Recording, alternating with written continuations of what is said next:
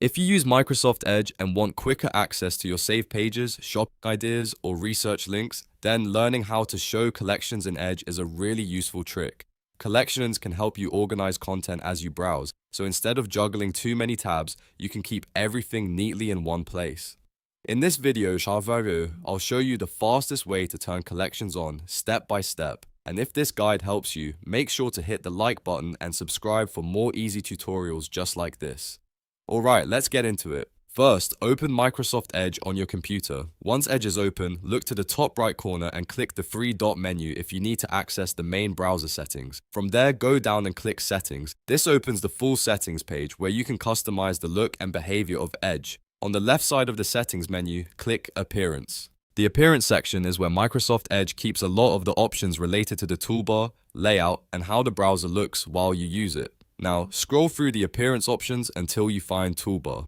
This is the section that controls which buttons and tools show up directly in the Edge toolbar for easy access. Once you find Toolbar, click it to expand the available options. After that, look for the Collections option. You should see a toggle next to it. All you need to do is switch Collections on. As soon as you enable it, the Collections button should appear in your Edge toolbar, making it much easier to save and organize content while browsing. If you don't see it immediately, give the browser a moment or refresh the window and it should show up. Now that Collections is enabled, you can use it to save web pages, organize research, and keep related items together without having to bookmark everything separately. This is especially helpful if you're planning a project, shopping online, comparing products, or gathering sources for school or work. So to quickly recap, go to Settings, click Appearance, click Toolbar, and toggle on Collections. That's all there is to it. You've now shown collections in Microsoft Edge and made your browser a lot more useful. If this video helped you out, don't forget to like, subscribe, and turn on notifications so you never miss a simple tech tip. Thanks for watching, and I'll see you in the next one.